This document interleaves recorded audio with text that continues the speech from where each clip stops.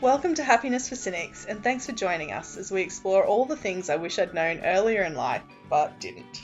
This podcast is about how to live the good life. Whether we're talking about a new study or the latest news or Eastern philosophy, our show is all about discovering what makes people happy. So if you're like me and you want more out of life, listen in, and more importantly, buy in. Because I guarantee if you do, the science of happiness can change your life. Plus, sometimes we're kind of funny.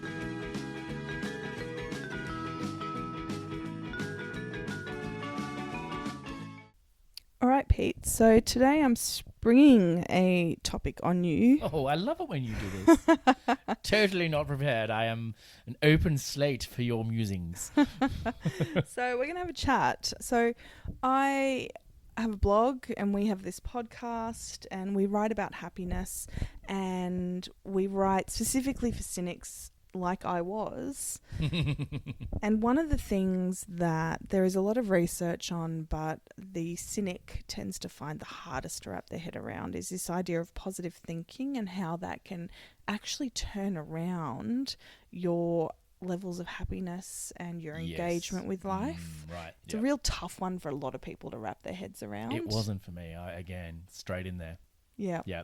Yeah, you were not our primary audience. So No, definitely. No, so this will be interesting to see what my perspective will be on this one. Sure. So I have also recently been reading Optimism by Helen Keller. Ooh. And it blows my mind that someone who had so much stacked against her could have such a positive outlook on life. And it makes me think about a lot of people who have less stacked against them and who have more of a negative outlook on life, more pessimism in their life. And I look at what they're achieving or what they're not, more to the point, and what Helen Keller was able to achieve in her life. And I know it's not all about success for people. It's not all about achieving. No. But I would argue, based on the way that Helen Keller writes in this, that she loved her life. She was happy. She chose to love it. Yeah. Absolutely. Chose to create opportunity. So if you don't know who Helen Keller is, Helen Keller became blind when she was 19 months old. And at that time, kids were pretty much given up on. So she was blind and deaf. So she really was living in her own world. And for quite a long time, she was not taught sign language or how to form thoughts. And she was living in a really very dark place. And it wasn't until Helen's mother read that a deaf-blind person had been educated that her mum decided to explore that for her.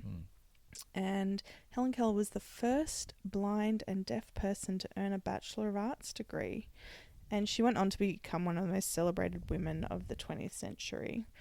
And she's written this book called Optimism. And it is just such an inspiration. No, wow. Cool. I didn't know that she'd written... Yep, absolutely. Yeah. And I think if someone can be shut off from hearing and seeing both and find joy in life, what are the rest of us doing? Well, it's about creating up the opportunity that you have. So you've been denied certain aspects.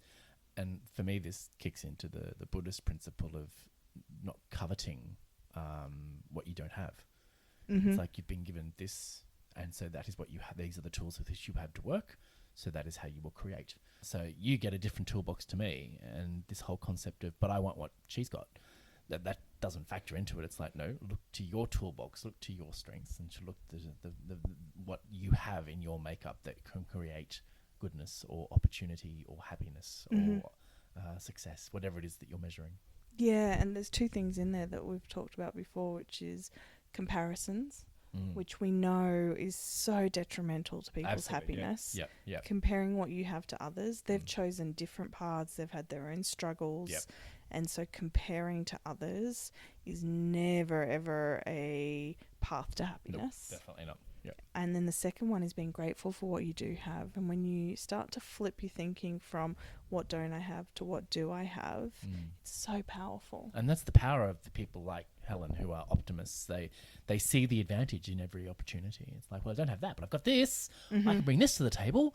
Yep. And these are my strengths, even though I've got a buttload of weaknesses over there. Yeah. I'm going to use my strengths to find happiness in life and to find things that bring me joy and pleasure. And for Helen, a lot of that was learning and writing. She did a lot of writing in her life. And it was her mother that was really really the initiator of the education. Like, was she homeschooled? She was taught one-on-one. So her mother went out and I think found someone to teach her sign language. And they did things like grab her hand and let it run underwater and then put her hand into the symbol for water so that she could then use that symbol when she wanted to drink water. Gotcha, yeah. So it was, but before that, even understanding the concept of water would have been difficult when you can't see it or hear it. True. Right? So she was just in a complete lightless room with no sound for years of her life. Yeah, right. And still was, actually, after that. It's just that she could form thoughts. And that's really what opened her mind to so much more. Yeah. But she would have, along the way, you know, as she was educated, become very aware that she was different from others, I'm sure. Yeah, and at a detriment as well. And I don't have these basic abilities that so many other people have. Yeah. So it's always the way when you read these great stories of people that have overcome adversity and great adversity to come out the other side. And it's not that, you know, we don't begrudge them their success or anything, but it is inspiring to see someone conquer their, not their foibles, the things that they don't have. their weaknesses. Yeah. I'm not even going to call them anything more than a weakness because everyone has things that they're good at and bad at. But definitely, I think there's also something in there about overcoming trauma and real, you know, bad things that happen to people. So how does one maintain optimism in the face of adversity? Well, I think that to start with, it's gratitude. Definitely. You know, we've mentioned quite a few times just getting into the practice of being grateful. It is best if you can write it down in a journal. So spend just 5 minutes, less than 5 minutes every evening writing down what went well and retraining your brain for the positives. That. Yes, that's a winner. Absolutely. And if you're a skeptic out there and don't believe that's going to make any difference, then I challenge you to do it for a month and write to me. You gotta get these ugly people with folded arms. I don't feel any different, man. I challenge you. I really do. Write to me. I don't know what I'm going to do once you do write to me. But it has been proven again and again and again. And I can speak from experience personally. It's made such a difference to me and my relationship with my husband as well because we do it together. Yeah, interesting. Yeah. I think the other thing with optimism is that people talk about luck. And people talk about, oh, they're so lucky they get these opportunities and so forth. I don't think I actually believe in luck. I think that part of optimism is looking for opportunity, but being prepared for it when it comes along. So you work hard on things that you try to do, and one of those is training your brain to be grateful and gracious and be mindful so that when an opportunity sort of just pokes its little head out from around the corner, it doesn't come screaming at you like a freight train. It just goes, hello, I'm over here. I'm in the corner. Look at me. Your luck is kind of creepy. But then it's being able to go, there's opportunity. Come over here, you, and let's have a look at what you've got. Or I'm not so cynical to that opportunity that I'm unwilling to take a leap. Yes, exactly. It's then I'm unwilling to open that door and go. Yeah. And there's a great book called The Happiness Advantage by Sean Acker, and he talks about how happy people are more successful. And the irony is that people who want success and get on that hedonistic treadmill and chase the straight A's and the career progression and the money, etc., If they're putting that success first above their Everything happiness, else, yes, then they won't get there. then they're actually going to be less successful, because the happier you are, the more people want to be around you. The more extroverted and friendly and likable you are, the more those moments of luck or opportunity open up to you in your career and in picking a life partner and in social circles and friends. All of those things open up to you the happier you are. And now it's a bit of a shame that it's a bit of a catch-22 as well, because a lot of people are not happy because they're lonely or because they don't have the success. And you know, it's hard to then tell people to think positive thoughts and be optimistic if they don't have the things. Everybody needs a round with share. Snap out of it. It's literal. It's so good. It's like, come on, wake up. So if you find that you're just rolling your eyes going, I work really hard at work. I've tried to make friends in this new city. I've tried to find a husband or a wife or a boyfriend or a girlfriend, and it's just not working for me, and all this is BS. If that's sort of where you are in life, then I'd say some really great things. Gratefulness, firstly. Start retraining your mind to stop looking at everything as bad and a failure and negative. Yes. 2, go do some volunteering. Yep. Great idea. Yep. Firstly, it starts to build social bonds. You don't necessarily find your significant other by doing this or your best buddy, but you will form strong friendships. It gets you out of the house as well, and often gets you a little bit of exercise depending on what you're doing, because you have to go somewhere. It's just it ticks so many boxes and is just a really good way to start getting you thinking about happiness as a byproduct rather than success as the only thing that matters. It's the saying yes. Challenge yourself to say yes for a week. That's I like that one, and I think that is kind of where you've got with Helen and her work is, yes, I can do this. Yes, I can do that. Yes, I have the opportunity. If you say yes more often, then all of a sudden more yeses start to come. It's funny because then you might find your social calendar a little bit full because you keep saying yes to everything. But it's a roundabout way, because in that saying yes, you might meet someone else that invites you somewhere else, and that can be how you meet your lifelong partner or so forth. So it has a funny way of shifting the rule book, if you like, by just that one change of word. Stop saying no, say yes, and commit. So I am going to read a small excerpt from Optimism by Helen Keller, and tell me you're not inspired.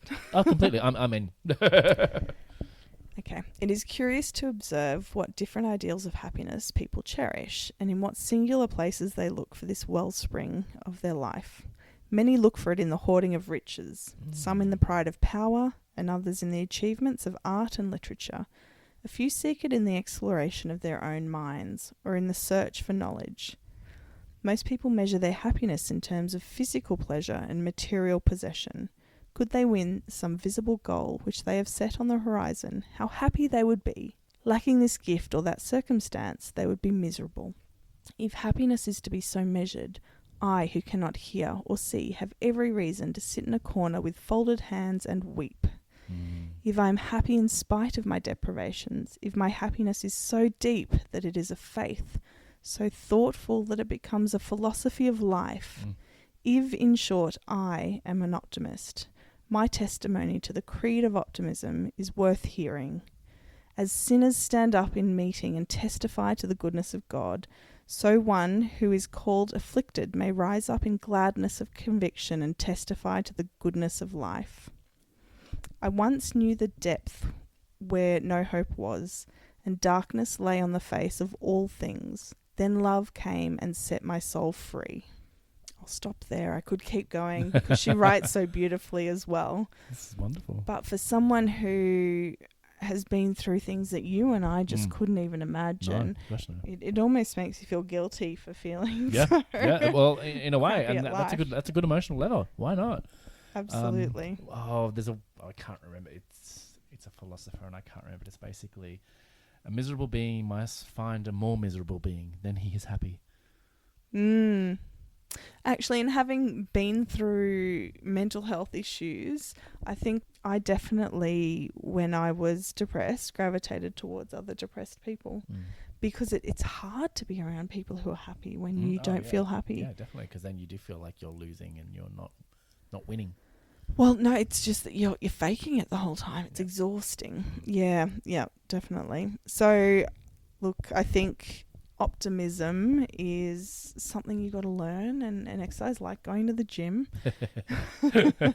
It's a training exercise. Absolutely. Keep at it daily. Consistency is key. It is. And without it, you're really doing yourself a bit of a disservice if succeeding in life is something that motivates you. This is that extra study or that extra work that you have to put in to do that. Yeah. And it enriches you in so many other ways. Definitely. So what makes you optimistic, Pete? Ooh. Small pleasures. I think if I was to be challenged, like if I've had a challenging week and I've had some difficult things going on, I think investing in small pleasures is my way out of it. So when things were going south there for a while with work and with business, I went into the kitchen. And it's like, right, well, for the next 30 minutes, I'm not going to think about any of that. I'm just going to focus on cooking myself a meal. Domesticity's for me. Clean something. Pick a room, do it over. Shifting the furniture. That's a really good one for me. It's distraction, but it's creative distraction. And it taps into that nothingness and that idleness, which is a wellspring for creative thought and sometimes creative solutions, problem solving. I also like that if you're not feeling optimistic, what you're doing actually is controlling what you can control. Yes. So you can control the layout of your lounge room or what you cook mostly. Yes. Depending on your cooking skills. You can mostly control what you're doing in the kitchen. So that gives you a sense of control around that. Yep, definitely. For me, I have to say, what makes me most optimistic is a challenge. It gets me fighting. Yeah, righto. Yep. So I'm generally quite optimistic. I'm more of a glass half full person, but throw a challenge my way and I see it as a challenge that I will overcome and I'll fight tooth and nail to overcome if needed. So once I've set my mind to it, once you've accepted the challenge. Yeah. Exactly. Yeah. Then I'm all in. all in. And Francis, my husband, will attest it's the most infuriating thing. We could be lost in the middle of nowhere. I'm like, nope, this is it. We're gonna make it home by dinner. You better believe it. We don't need a map. I don't care that we have no reception. We are going. So the more of a challenge that is presented, the more I dig my heels in and the more I probably have poorly placed ideas of success. But so far they've all led me to the right place. Mostly, I think. Yeah, no, I think you're in a good space. Yeah, definitely. Alrighty, well, this is a pretty short one today, but I did just love that excerpt and the reading from Helen Keller. So I just wanted to talk about optimism today. And there is a great organisation that I think is headquartered out of WA that focuses on optimism, and I'll pop it in the show notes as well. But there is so much, again, research and study on the topic of optimism and what a big difference it can make to your life. Maybe like our listeners can do that for a 5-day trial. Try being optimistic in all aspects. When you catch yourself, when you catch yourself being in the negative Nelly, good old negative Nelly, get some reading. Pick up this book and try one action that challenges that negativity and turns it into an optimistic situation. Yep. All right. Good luck. On that note, goodbye. Thanks for joining us today. If you want to hear more, please remember to subscribe and like this podcast. And remember, you can find us at mariskelton.com, where you can also send in questions or propose a topic. And if you like our little show, we would absolutely love for you to leave a comment or rating to help us out. Until next time. Choose happiness.